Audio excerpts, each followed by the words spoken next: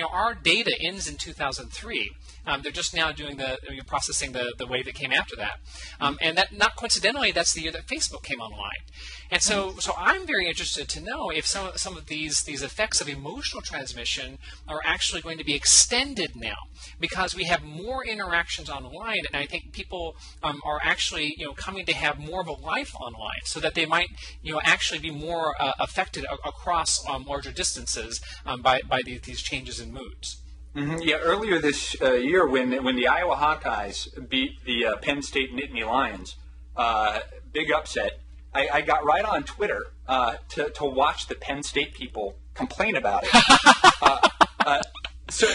And then I could send Twitters because there's a little tag that for the game, and I could rub it in a little bit, and that was making me happier. So yeah, it seems like there's people. Definitely, so I was home alone, right? I didn't have anybody to, whoop and holler about the game with, but I was able to go right to the computer and see, and get the satisfaction of weeping Penn State fans and cheering Hawkeyes fans. So I think there's probably something there. Yeah. Yeah. No, I'm expecting, and there's this great research that's happening now where they're starting to automatically classify status updates according to their emotional content.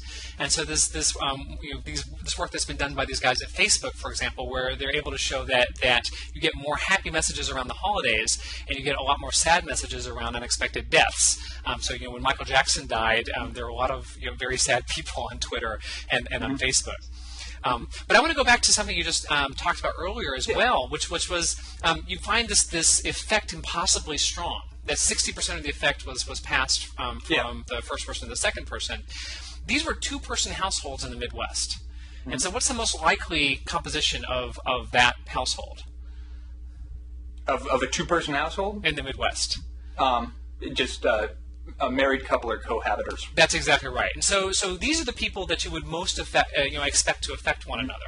And so this brings up another really important point, which is what we find over and over again is that whenever we look to see if things spread between people who know each other only a little bit, between acquaintances, or even between neighbors, people who live in the same block, we consistently find that it doesn't.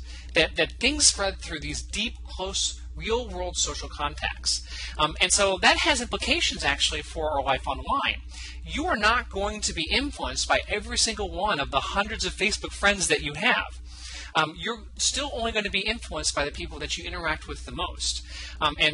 So when we have looked at, for example, the spread of music tastes or the spread of books that people post online or the spread of the movies that they post to their Facebook profiles, we do find that some of those are contagious, but not between all those hundreds of Facebook friends. They're contagious between picture friends.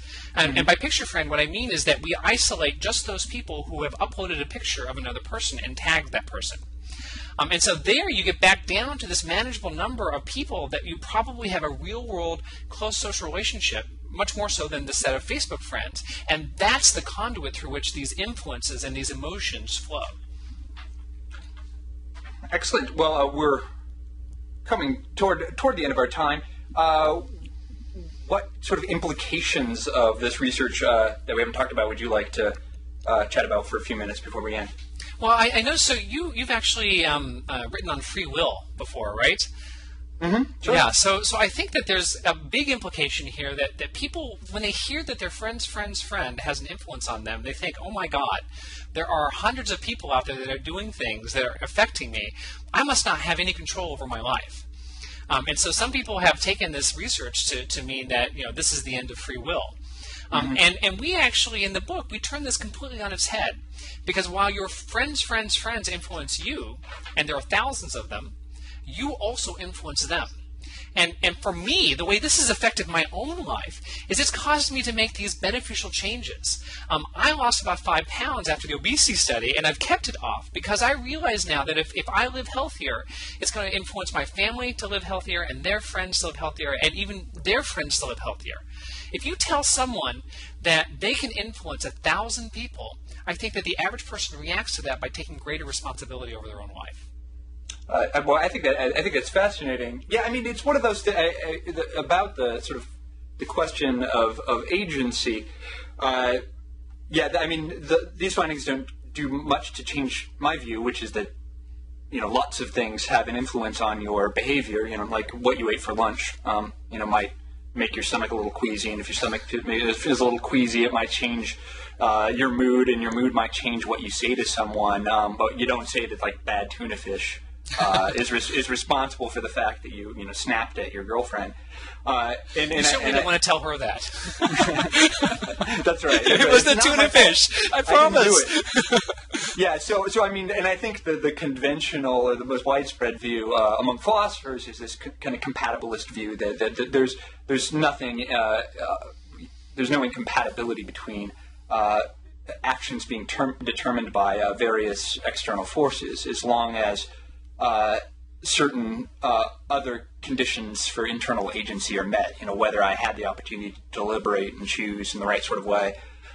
So I agree with you. I don't think it in fact threatens free will. I'm fascinated by this idea that if you have a stronger sense of the potential impact that you have on other people, then you'll feel some kind of obligation to act more responsibly.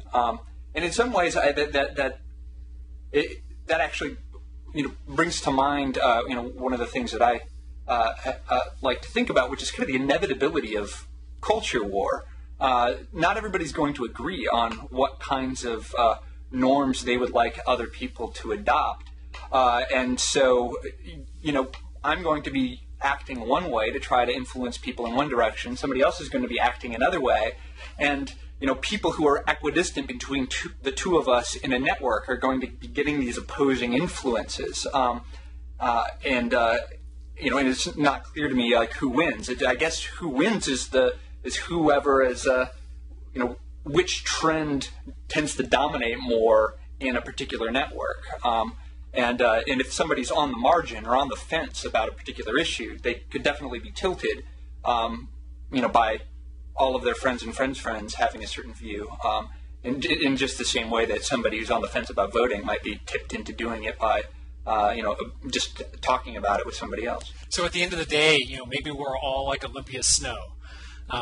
With these huge forces battling it out, and she's got to make a decision. And ultimately, at the end of the day, because those forces balance each other, it's still really up to her. Free will still exists. Yeah. Nobody made Olympia snow do anything. That's really well. Say before we finish up. One thing that you talk about a fair bit is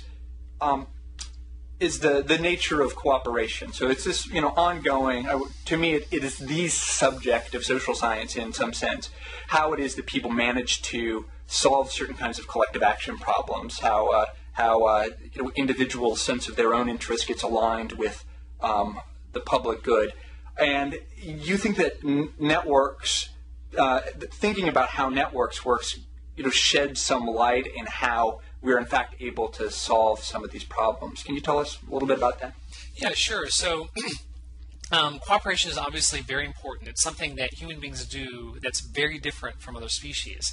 Other species cooperate, but they tend to do it with kin, and they also don't do it very often. We do it all the time with strangers in very, very large groups. And so, in essence, I think there's a wide range of scholars in different fields who think that cooperation really is fundamentally what makes us human. But cooperation requires connection. And one interesting thing that's happened in the study of cooperation in the last few years is that we've realized that what's really important is this capacity for you to drop out of the game. Because if we just think that you're forced to interact with another person who can take advantage of you, then what that suggests is that cooperation will never happen, because the people the free riders, the people who take advantage of your good nature are always going to win. But if you have people who can disconnect these, they're called looners actually in these models, then they can actually do better than the people who are trying to free ride on the cooperators, because once the cooperators are all gone, then there's no more goodies for the free riders to live off of. Right. And so what ends up happening is you get these cycles in populations where you have these first of all these people who are not connected, and then they learn to connect and cooperate with each other, and then you have the rise of these free riders who